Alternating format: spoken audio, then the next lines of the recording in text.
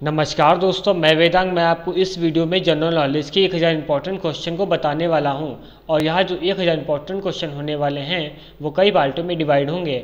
आज हम कवर करेंगे 25 प्रश्न और ये जो 1000 प्रश्न हैं उसका यह 5वां वीडियो है। यह वीडियो एसआई, यूपीपी, लेखपाल, एसएससी आदि आगे आने वाली आगामी परीक्षाओं के लिए विशेष महत्वपूर्ण होंगे।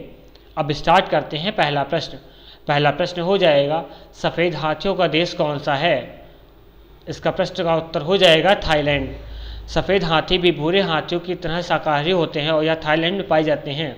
अब बात करते हैं थाईलैंड की, तो थाईलैंड दक्षिण पूर्वी एशिया में एक देश है। अब अगला प्रश्न, सुंदरलाल बहुगुणा का संबंध किस आंदोलन से है? तो इस प्रश्न का आंसर हो जाएगा चिपको आंदोलन से।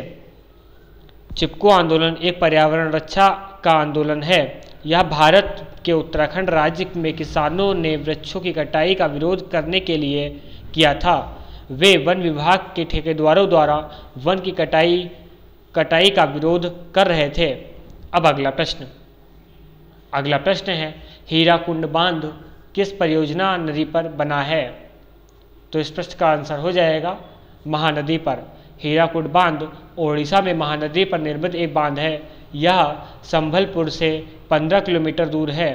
बांध से पीछे विशाल जलाशय है। यह परियोजना भारत में शुरू की गई थी। अब बात करते हैं उड़ीसा की, तो उड़ीसा की राजधानी भुवनेश्वर है और सीएम की बात करें तो सीएम नवीन पटनायक जी हैं। अब अगला प्रश्न है, मथुरा किस नदी के किनारे बसा है? तो मथुरा यमुना नदी के किनारे बसा है। यमुना भारत की एक नदी है। यह गंगा नदी की सबसे बड़ी सहायक नदी है जो कि यमुनोत्री नामक जगह से निकलती है। प्रयाग में यह विशाल नदी के रूप में परिवर्तित हो जाती है। व्रज की संस्कृति में यमुना का महत्वपूर्ण स्थान है। अब अगला प्रश्न है, सुरमा नगरी किसे कहते हैं? तो सुरमा नगरी बरेली को कहा जाता है। अब अगला प्रश्न, पद्मावत की रचना किसने की थी? प्रश्न रिपीट कर रहा हूँ, पद्मावत की रचना किसने की थी? तो इसके लेखक मलिक मोहम्मद जायसी जी हैं। पद्मावत मलिक मोहम्मद जायसी द्वारा लिखी गई एक पुस्तक है। यह एक प्रबंध काव्य है। इसमें चित्तौड़ के राजा रत्नसेन और सिंघल की राजकुमारी पद्मावती की प्रेम गाथा को दर्शाया गया है। अब अगला प्रश्न, सोजे वतन पुस्तक किसने लिखी थी? तो सोजे वतन पुस्तक मुंशी प्रेमचंद्र द्वारा लिखी गई थी। यह एक कहानी संग्रह है। इसके रचयिता प्रेमचंद्र जी हैं। सोजे वतन का अर्थ होता है देश का माता। अब अगला प्रश्न, इंडियन इंडिपेंडेंट लीग की स्थापना किसने किया था? तो इस प्रश्न का उत्तर हो जाएगा रियाज बिहारी बोस ने। इंडियन इंडिपेंडेंट लीग की स्थापना 1942 में रियाज बिहारी बोस द्वारा की गई थी। रियाज बिहारी बोस ने उस समय एक झंडे का भी चयन किया था जिसे आज़ाद नाम दिया गया था। अब अगला प्रश्न है, प्रत्यक्ष कार्यवाही दिवस कब मनाया गया था? तो इस प्रश्न का आंसर है 16 अगस्त 1946 को। सर्वप्रथम प्रत्यक्ष कार्यवाही दिवस कलकत्ता में मनाया गया था। उस समय बंगाल में मुस्लिम लीग की सरकार थी। बंगाल में मुस्लिम लीग की सरकार में मुख्यमंत्री शहीद सुराहावादी थे। अब अगला प्रश्न है, मुक्ति दिवस कब मनाया गया था? तो 22 दिसंबर 1939 को मुक्ति दिवस के रूप में मनाया गया था। यह कांग्रेस मंत्रिमंडल से सामूहिक रूप से त्यागपत्र दिया गया था।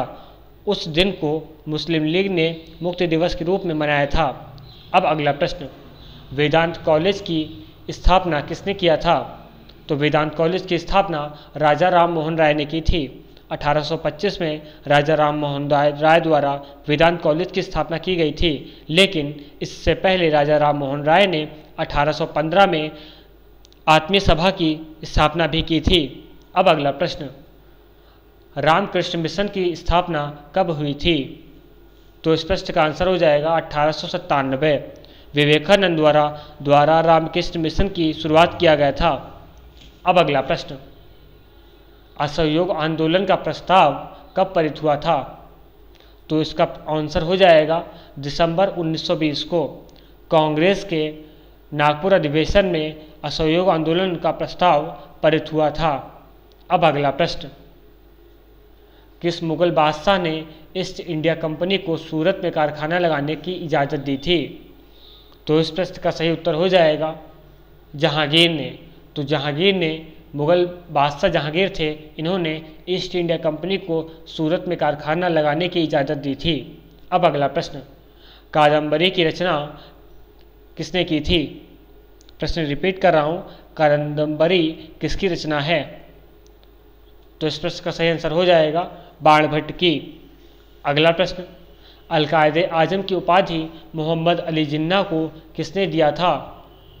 तो अल-कायदे आज़म की उपाधि मोहम्मद अली जिन्ना को महात्मा गांधी ने प्रदान की थी। अब अगला प्रश्न, कांग्रेस की प्रथम महिला अध्यक्ष कौन थी? कांग्रेस की प्रथम महिला अध्यक्ष श्रीमती इने बेसेंट थी। अगला प्रश्न, जय जवान जय किसान का नारा किसने दिया था? तो जय जवान जय किसान का नारा लाल बहादुर शास्त्री ने दिया था। लाल बहादुर शास्त्री ने 1965 में पाकिस्तान युद्ध के समय जय जवान जय किसान का नारा दिया था। अगला प्रश्न, लाला लाजपत राय की मृत्यु कब हुई थी? प्रश्न रिपीट कर रहा हूँ, लाला लाजपत राय की मृत्यु कब हुई थी? तो इसका आंसर है 17 नवंबर 1928 को। 17 नवंबर 1928 को साइमन कमीशन का विरोध करने पर पुलिस के द्वारा लाठी के प्रहार के शिकार हो गए थे। अब अगला प्रश्न, भारत का पहला समाचार पत्र कौन सा था? तो भारत का पहला समाचार पत्र बंगाल गजट था। अगर यह वीडियो आपको अच्छा लगता है तो यह वीडियो ज़्यादा से ज़्यादा शेयर और कमेंट करें। इस वीडियो की PDF फाइल आपको इस वीडियो के डिस्क्रिप्शन बॉक्स में मिल जाएगी, जहां से आप PDF फाइल को डाउनलोड कर सकते हैं। PDF फाइल आप हमारे फेसबुक पेज से भी डाउनलोड कर सकते हैं, जिसका लिंक आपको डिस्क्रिप्शन बॉक्स में मिल जाएगा। अब बात करते हैं अगले प्रश्न की। तो अगला प्रश्न है, भारत के किस राज्य में जनसंख्या घनत्व सबसे कम है? तो इस प्रश्न का उत्तर हो जाएगा अरुणाचल प्रदेश। अब बात करते हैं अरुणाचल प्रदेश की।